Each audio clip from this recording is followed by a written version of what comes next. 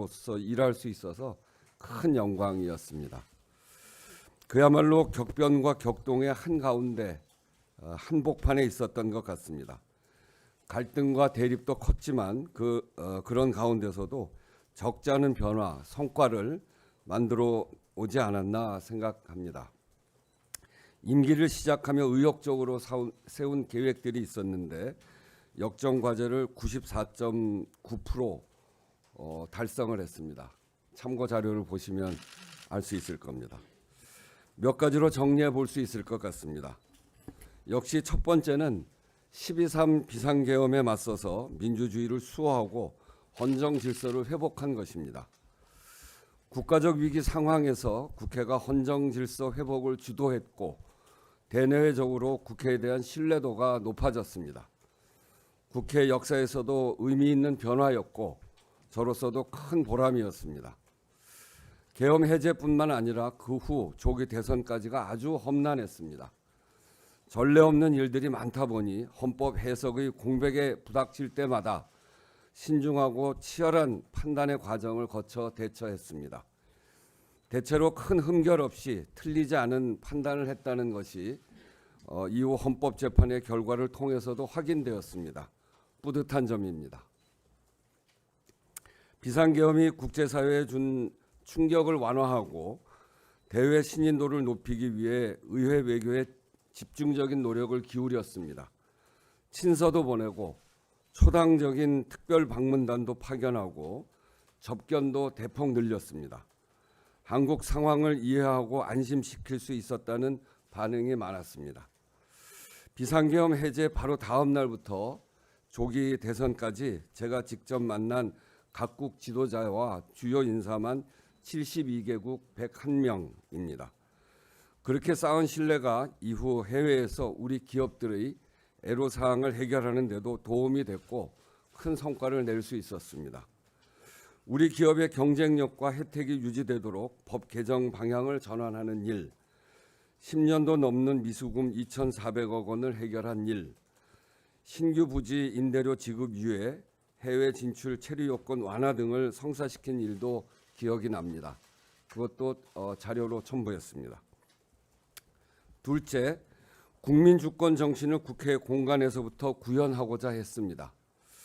국가적 위기를 극복한 힘은 국민에게서 나왔습니다. 국민 주권 정신과 그 역사성을 국회 공간에 새기고 국민께 열려있는 국회를 만들기 위해서 공을 들였습니다.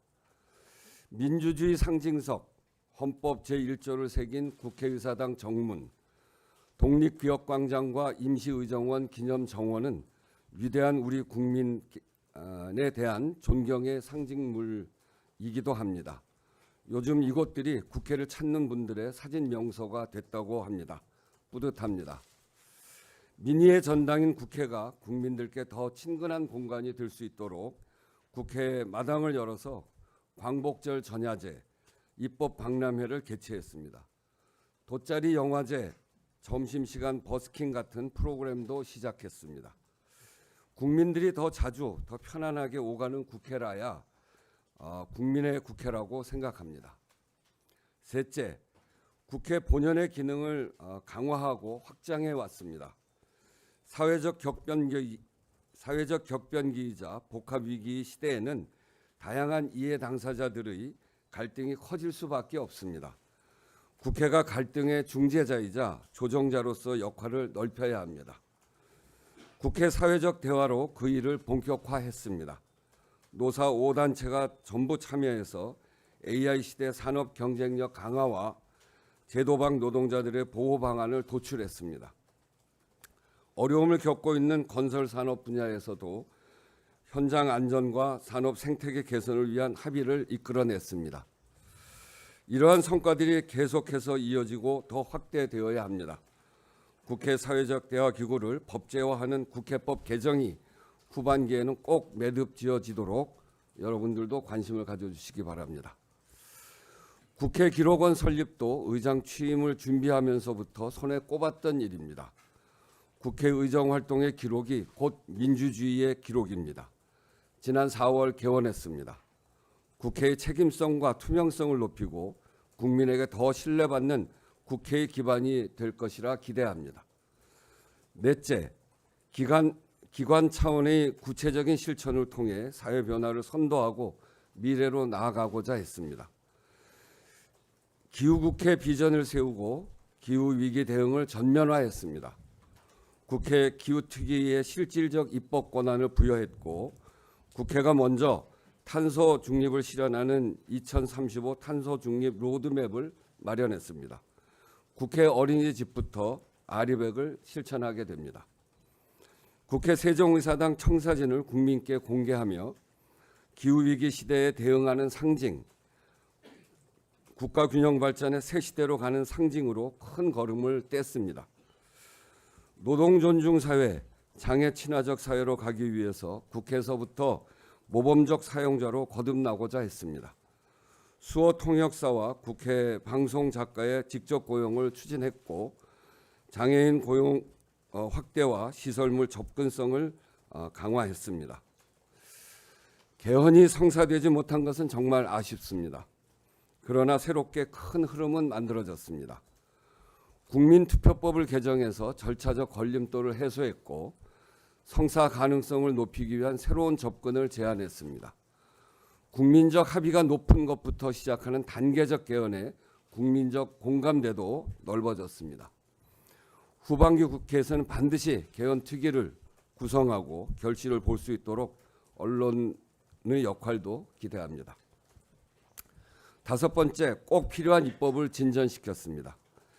21회 전반기 국회의 법안 처리율 30.2%는 국민들 보시기에 부족한 성적표입니다만 내용을 보면 의미 있는 성과도 적지 않습니다. 전세사기 특별법, 노란봉투법, 생명안전기본법처럼 국민의 절박한 요구가 쌓여온 법안들도 있었고 상법, AI 기본법, 반도체 특별법처럼 나라의 미래 경쟁력을 위해서 꼭 필요한 법안들도 처리했습니다. 법안 처리 과정에서 진통이 큰 적도 많았습니다. 다만 반걸음이라도 앞으로 나아가야 한다고 판단했습니다. 여야 합의를 중시하되 마냥 기다리기보다는 적극적으로 중재안을 제시하고 교섭에 직접 참여하기도 했고 그래도 안 될 때는 민심의 요구를 깊이 고심해 결단하기도 했습니다.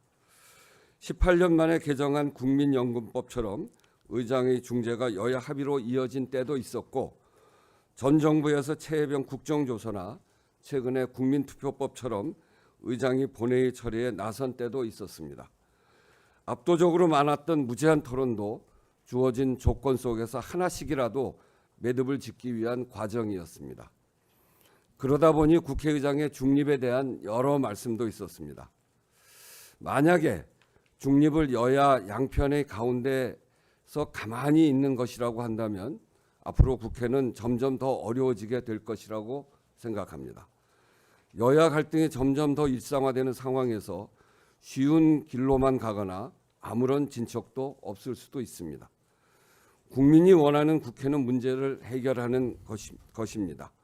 우선은 여야 합의가 가장 중요합니다만 어떻게든 민심의 방향으로 해법을 찾는 것이 지금과 같은 정치 구조에서 국회의장의 역할이라고 생각합니다. 제 나름대로는 현장 방문이나 면담 일정을 최대한 하고 불가피한 경우가 아니면 현장 민원실을 계속하는 것도 그래서입니다. 민심과 현장에 발붙이고 있어야 국민과 국익이라고 하는 가치 실현, 문제 해결을 위한 최적의 지점으로 들어갈 수 있다고 믿습니다. 여야 갈등 정쟁의 수준이 너무 격해지고 있어서 걱정입니다. 39년 만에 개헌 기회를 문 앞에서 놓친 것도 그 여파지요. 진영 나누기가 자리 잡은 환경을 비롯해 여러 어려움이 있습니다만 그런 어려움을 풀어내면서 국민의 삶이 더 나아지게 만드는 것이 정치하는 보람이라고 생각합니다. 임기 초에 태도가 리더십이다라는 말씀을 드렸습니다.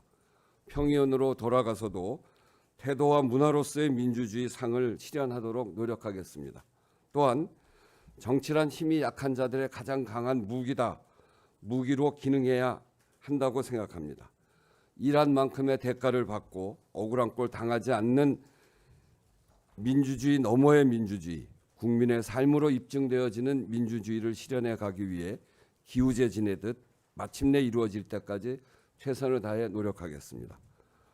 그럼 이제 여러분들의 질문에 답변하겠습니다. 고맙습니다. 네, 질의응답하겠습니다. 네, 바로 시작되네요. 네. 안녕하세요. 네, 안녕하세요, 의장님. 파이낸셜 뉴스의 송지연 기자라고 합니다. 역대 의장 중에서 가장 많은 기자간담회를 하셨다고 들었는데 그런가요? 우선 노고 너무 많으셨다고 말씀드리고 싶고요. 그 남은 22대 후반기 국회에서 이런 역할은 꼭 하고 싶다 이런 게 있으면 좀 나눠주시면 감사하겠습니다. 제가 인력심이 아주 많습니다. 그리고 제가 국회에서 일을 하면서 직책을 4번 중요한 직책을 맡은 적이 있는데 원내 수석부대표, 원내대표, 국회 예결위원장, 국회의장 이렇게 맡았는데 원내 수석부대표는 이 제일 힘들 때가 언제냐면 정권이 바뀔 때입니다. 바뀐 첫 해. 원내 수석부대표는 박근혜 정권의 첫 해 때 했습니다. 원내대표는 문재인 정부의 첫 해 했습니다. 국회 예결위원장은 윤석열 정부의 첫 해 했습니다. 국회의장이 되면서 첫 해는 아니다 이렇게 생각했는데 결국 이재명 정부의 첫 해 했습니다. 그래서 여러 현안들에 대해서 고민을 많이 했고 또 그중에서 제가 하고 싶었던 일도 꽤 했다고 생각합니다. 그런 것들을 다 종합해서 생각해 보면 후반기에는 전반기 국회의장으로서 못했던 개헌을 어떻게 좀 조금이라도 진척을 시켜야 되겠다 이런 생각이 있습니다. 특히나 비상계엄, 불법 비상계엄이 있었는데 그것을 근원적으로 막는 개헌을 하지 못하면 제 인생으로서도 굉장히 큰 후회가 올 것 같습니다. 우리나라에 비상계엄이 11번 있었습니다. 그중에 한 번이 6.25 때 있었고 나머지 10번은 자신들의 권력을 확장하고 이 독재를 강화하기 위한 개헌이었습니다. 그런 불법 비상계엄이 10번이나 있었고 최근까지 정말 일어나지 않을 거라고 생각했던 시기인 최근까지 있었는데 이것을 방벽을 세우지 못하면 굉장히 후회스러운 일이어서 그 일은 어떻게든지 꼭 해야 된다 이런 생각 하나 있고요. 두 번째는 제가 원래 갖고 있었던 을지로위원회, 제가 국회의장이라는 직책보다도 어쩌면 속으로 더 그 자부심이 큰 위원회 그 직책이 을지로위원회를 만든 사람, 을지로위원회 초대위원장입니다. 정치란 힘이 약한 자들의 가장 강한 무기여야 된다 이런 생각인데 을지로위원회를 통해서 우리 사회의 약자들 보호하는 일을 그 후반기 때 꼭 하고 싶고요. 그리고 또 뭐 할까? 너무 할 일 너무 많이 얘기하는 거 아닌가? 그 정도 얘기할게요. 다음 질문 받아주시죠. 네. 신지혜 원장. 네, 의장님 KBS 신지혜입니다. 네. 그간 고생 많으셨습니다. 네. 저도 이어지는 질문을 드리겠습니다. 전임 이제 민주당 출신 의장님들이 의장직을 끝내고 나서 무엇을 하셨는지를 보면 정세균 총리님은 총리로 가셨고요. 다른 이제 뭐 문희상, 박병석, 김진표 의장님께서는 약간 당의 원로로 남는 선택을 하신 것 같아요. 네, 네.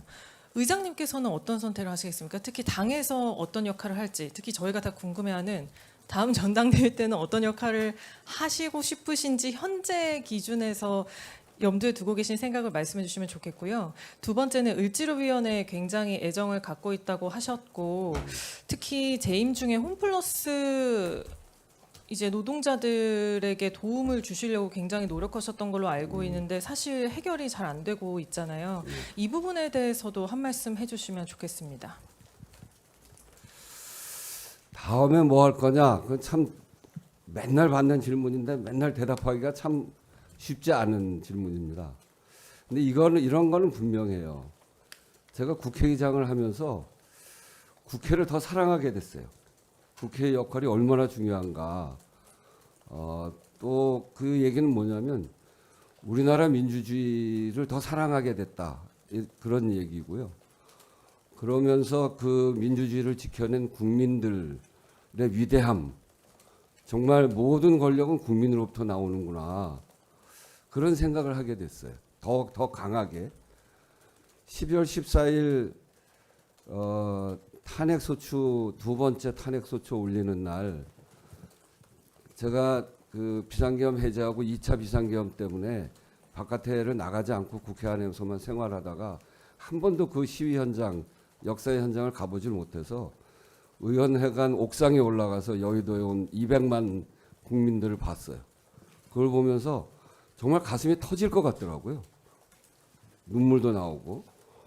아, 우리 국민들이 위기 때마다 이렇게 간절하게 이름도 없이 빛도 없이 간절하게 이렇게 위기를 극복하는 그런 힘을 만드시는구나. 그걸 보면서 우리 민주주의는 외국에서 이식되어진 게 아니고 일제 하에서부터 그 위기 때 총 들고 싸웠던 독립운동을 하셨던 그런 분들로부터 시작된 민주주의이기 때문에 정말 위대한 민주주의다 이렇게 생각을 해서 그래서 사실은 독립기억광장에 가면 이름 없이 빛도 없이라고 쓴 게 무명 독립의병 무명 독립군 무명 광복군을 위한 비를 만든 거거든요. 그렇듯이 정말 국민들을 사랑하게 됐고 그래서 뭘 하려고 하는가라기보다는 그렇게 그런 마음을 가지고 어디에 있든지 국민들에게 또 우리나라의 민주주의를 위해서 또 사회적 약자를 위해서 할 수 있는 일을 최선을 다하면서 지내겠다 이렇게 생각하고 있습니다. 홈플러스. 홈플러스. 그 먹튀죠, 먹튀. 그러니까 MBK가 이 홈플러스 저도 노원구에 저희 집 앞에 홈플러스가 있는데 홈플러스가 아주 그 장사가 잘 되는 데였어요. 근데 어느 날부터 그거를 그 자본이 그걸 매각하고 그야말로 그 자본소득으로만 그 가져가려고 하는 그런 것들 때문에 아주 소중한 매장이 훼손이 되고 거기서 일하는 사람도 굉장히 어려워져 있습니다. 그 문제를 저도 그 전에 의장으로서 또 해결해 보고 싶은 마음이 있었는데 잘 안 돼서 저도 참 걱정이고요. 끝나고 나서 아까도 얘기했던 그런 일환으로 그 문제에 대해서 좀 더 관심을 가지고 문제를 풀 수 있는 방안들을 고민해 나가도록 할 생각입니다. 네, 다음 질문요. 네. 저 의장님 고생 많으셨습니다. 조선일보 유정은입니다. 이 하반기 국회의장으로 조정식 이제 신임 의장님 선출이 되셨는데 네. 그동안 2년 동안 국회의장 하시면서 여러 일을 겪으셨잖아요. 좀 한 가지 조언을 좀 해주시면 어떤 걸 해주실 수 있을지. 그 두 번째는 이 내일이 이제 임기 마지막이신데 그 6.3 지방선거가 한 3일 정도 남은 시점입니다. 혹시 퇴임 후에 좀 그 지방선거를 좀 지원하실 계획이 있으신지 그것도 궁금합니다. 다음 국회의장한테 꼭 하고 싶은 얘기는 이게 굉장히 여러 가지 상황에 부닥치면서 내가 어떻게 처신해야 되는 게 옳은가 그 고민을 많이 했죠. 국민의힘 의원들이 와서 우리 일방에 쓴다 이렇게 항의할 적도 여러 차례 있었고 또 때로는 민주당 지지자들한테 굉장히 센 비판을 받은 적도 있었고 근데 거기서 그때 그런 선택을 하는 거는 정파적 선택을 하면 안 된다 이렇게 생각해요. 그거는. 그런데 국민들에게 뭐가 이득이 되는가 국민들 또 민주주의에 뭐가 이득이 되는가 국회의장이 해야 될 역할은 우리가 국회의원 선서에도 들어가 있지만 헌법을 준수하고 이거 아닙니까? 헌법 정신을 지키는데 국회의장이 어떻게 해야 되는가? 거기에는 국민과 또 국민의 삶, 민생 이런 것들이라고 생각해요. 그런 관점에서 이 문제 이런 민주주의에 대한 확고한 신념 안에서 조정식 그 의장 후보가 그렇게 해오신 분이어서 그렇게 해나갈 거라고 생각하는데 그런데 굉장히 그게 쉽지 않더라. 그런 점에서 확고한 민주주의라고 하는 기준을 흔들리지 말고 가져주셨으면 좋겠다 하는 거고요. 두 번째는 이런 일들의 가장 중심은 역시 국민의 먹고 사는 문제입니다. 민생을 챙기는데 법안도 마찬가지고 이게 정쟁이 갈등이 심하다 보면 민생 관련 법안들이 어느새 다 뒤로 밀려납니다.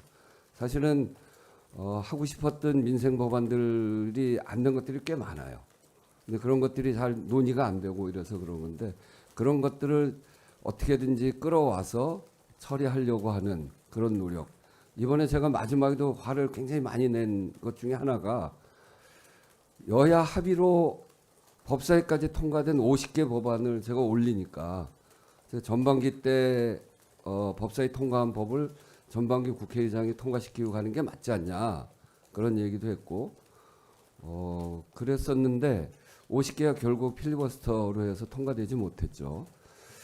이런 일이 생기면 저는 안 된다고 생각합니다. 그래서 이런 민생 법안들을 처리할 수 있는 방안을 좀 더 잘 강구를 해서 저보다 더 유능하게 해주셨으면 좋겠다 이렇게 생각하고요. 국회가 굉장히 중요하다 그런 생각을 다시 합니다. 저는 좀 국회 기록원 만들고 이번에 사회적 대화 기구로 국회의 역할을 하는 저 그거 굉장히 중요하다고 생각합니다. 그래서 사회적 대화 이 정부의 사회적 대화랑 국회 사회적 대화가 좀 기능이 다릅니다. 정부의 사회적 대화는 정부가 풀어나갈 의제 중심으로 논의를 하게 되는데 국회 사회적 대화는 해보니까요.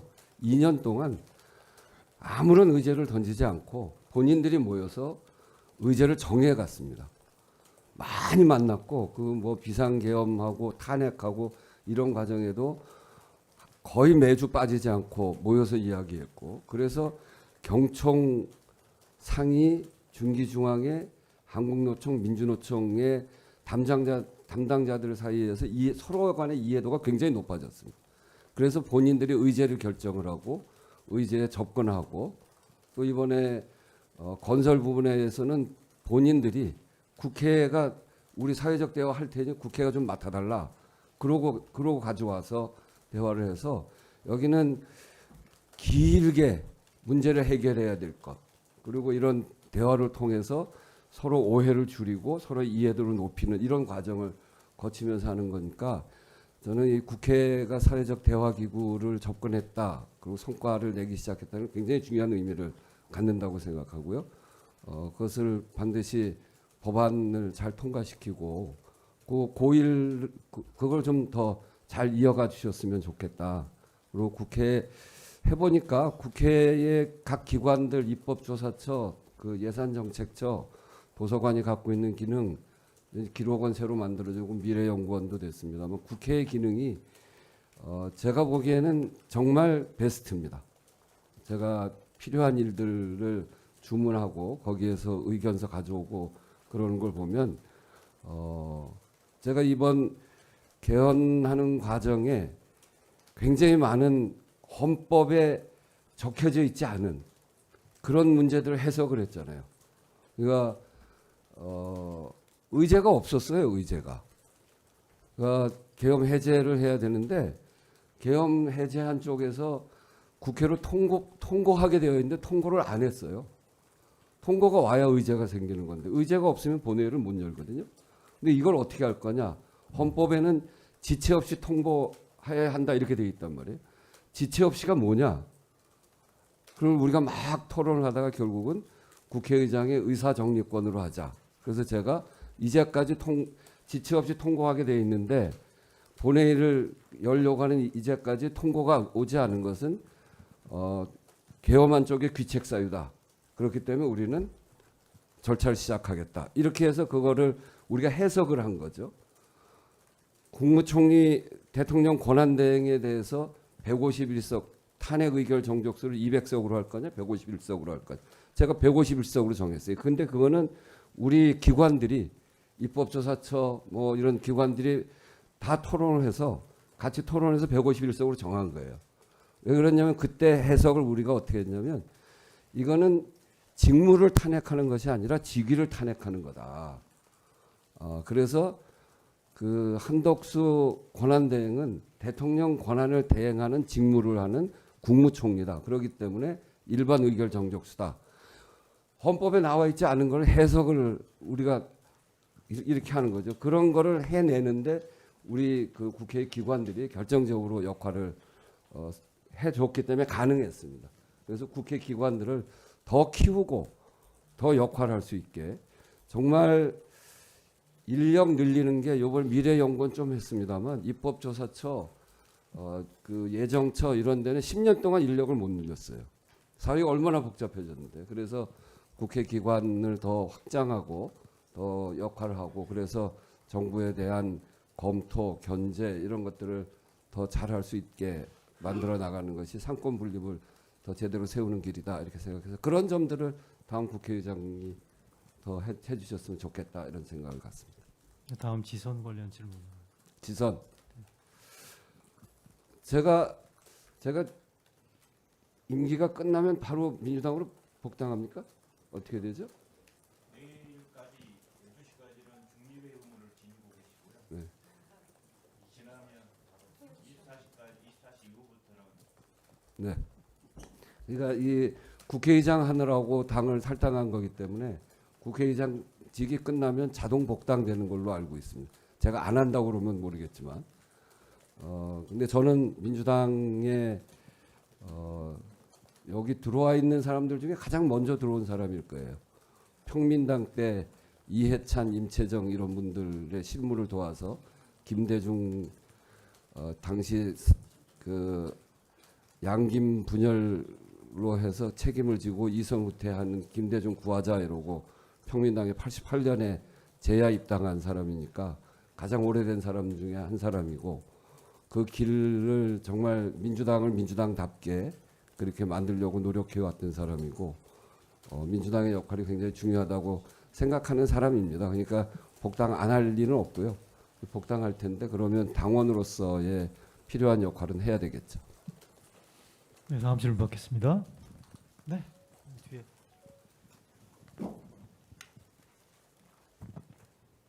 네, 의장님 안녕하십니까. 코리아드 손지영 기자라고 합니다. 네. 전반기 고생 많으셨습니다.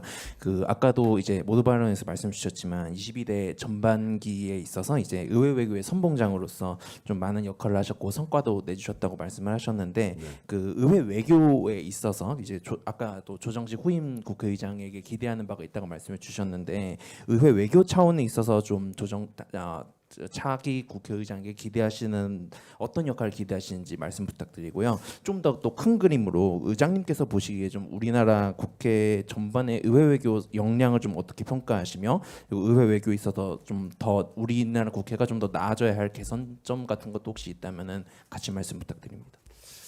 네, 그 제가 이제 국회의장으로서 의회 외교 국회의원으로서도 해봤습니다. 그때부터 경험을 이렇게 좀 생각해 보면 제가 카자흐스탄하고 특별한 관계가 있죠.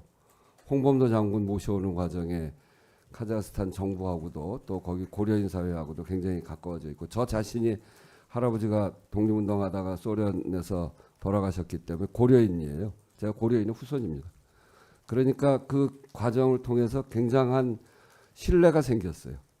그러니까 정부 외교는 현안 중심으로 문제를 잘 풀어나가는 그런 거라고 하는데 이걸 뒷받침하는 게 의회 외교가 뒷받침되면 굉장히 많은 일을 풀어나갈 수 있다. 의회 외교는 신뢰를 통한 의원들 간의 신뢰를 통해서 역할을 하는 것이고 각국의 의회가 그 의회를 구성하고 있는 의원들의 그 안에서의 역할이 천차만별하기도 하고 그렇기 때문에 거기서 중요한 분들과 신뢰를 깊이 맺어가면 정부가 문제를 풀어가는 데서 크게 도움이 되고 그렇거든요.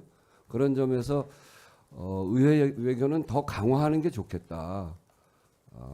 그렇게 생각합니다. 사실은 그러고 국회의 의회 외교를 좀 더 조직적으로 내용을 좀 이렇게 연속적으로 가져갈 수 있도록 그렇게 하면 좋겠다는 생각이에요. 그러니까 의원들이 한 군데 맡으면 4년 하지 않습니까? 4년 동안 서너 번 그쪽에 그 의원 친선협회 회원들을 만나서 한 서너 번 만나면 굉장히 가까워지거든요. 그러니까 의원들도 자기가 맡은 나라를 4년 재선을 하면 그대로 좀 연속해서 이렇게 연속해서 한 8년쯤 하면 못할 얘기 없어질 겁니다. 그래서 이걸 좀 더 지원하는 예산도 좀 늘리고 또 조직적으로 지원할 수 있도록 시스템도 우리 국제국에서 정말 애를 쓰는데 국제국을 좀 더 키워서 이게 그 외교 의원 외교를 위한 어떤 무슨 독립기구를 좀 만들어 보든지 뭐 그럴 필요가 있지 않겠나. 조정식 그 의장 후보도 아마 그런 공약을 한 것 같아요. 그래서 저는 그거를 적극 잘 살려 나갔으면 좋겠다는 생각입니다. 네, 다음 질문요. 한 두 분 정도만 더 정리하겠습니다. 네, 오규진. 저는 연합뉴스의 오규진이라고 합니다. 네. 사실 뭐 의장님의 연합뉴스의 오규진이라고 합니다. 이렇게 많은 분들이 의장님의 미래에 대해서 좀 질문 주셨는데 좀 넘어가는 질문으로 그 의장님 임기 2년 거치면서 사실 굉장히 많은 일이 있었는데 그 중에서 가장 이거는 내가 좀 잘했다 싶은 거 하나랑 이거 너무 아쉬웠다 하나 이렇게 말씀해 주시면 감사하겠습니다. 비상계엄 해제하는데 앞장선 건 참 잘한 일이죠. 그때는 딱 그 비상계엄 정말 비현실적인 이게 진짜인가? 근데 너무 관계가 안 좋아서 아주 철저하게 국회를 무시했잖아요. 국회 한 번도 안 오고 국회의장한테 축하 전화도 안 하고 그 다음 날 6월 6일 날 만났는데 현충일 행사 때 만났는데 아주 표정 하나 변함없이 축하한다는 말도 없이 그냥 손만 내밀고 이렇게 가는 의례적인 생일 카드까지 생일 난을 보내는 게 서로 예의인데 카드가 왔는데 우원식 국회의원님 생일 축하합니다 이렇게 보내오고 개원식에도 안 하고 시정연설도 그래서 사실 굉장히 걱정했어요. 너무 나빠지고 국회를 너무 함부로 한다 이런 생각이 들고 무슨 일이 벌어질지 모르겠고 그러다 비상계엄이니까 비현실적이긴 한데 이거 하려고 그랬구나 그런 생각을 하고 국회로 들어오면서 딱 2개 동트기 전에 끝내야 된다. 동틀 때까지 못 끝내면 출근하는 우리 국민들이 거기에 저항할 텐데 그러면 유혈 사태가 날 수 있겠다. 또 하나는 상대가 검찰총장 출신의 검사 출신의 사람이기 때문에 절차를 잘 지키지 않으면 큰일 나겠다. 이 2가지 생각만 하고 들어왔는데 그걸 이제 그 평정심을 잃지 않고 그래도 욕은 많이 먹었습니다만 왜 빨리 안 하냐고 그러긴 했습니다만 그래도 주변에서 잘 저한테 그 조언도 하고 또 절차에 대해서 늘 계속 상기시키고 하는 이런 우리 비서실장 사무총장을 비롯한 참모들이 있어서 평정심을 잃지 않고 한 거는 참 잘한 일이다 이렇게 생각하고요. 그 잘못됐으면 진짜 큰일 날 뻔했잖아요. 아쉬운 일은 역시 개헌 이 방벽을 막지 못한 이 불법 비상계엄을 다시는 못하게 했어야 되는데 그거를 막지 못한 그러니까 국회 해제권만 있기 때문에 해제만 못하게 하면 비상계엄을 성공하는 거 아닙니까? 그래서 국회를 막고 국회의장 체포하고 이러려고 하는 건데 그걸 승인권으로 전환시켜서 아무리 막아도 48시간이 지나면 자동 해제되는 이런 것 또 국회에서 해제를 의결하면 국무회의를 거치는 단계로 없애버려. 국무회의가 그 비상계엄한 쪽의 국무회의인데 그게 거부권을 하면은 안 되는 거 아니에요?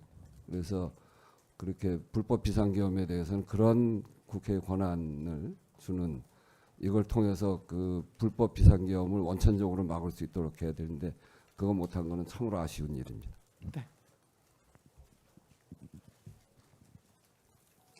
네, 미국 LA 우리 방송의 정광철 기자입니다. 네.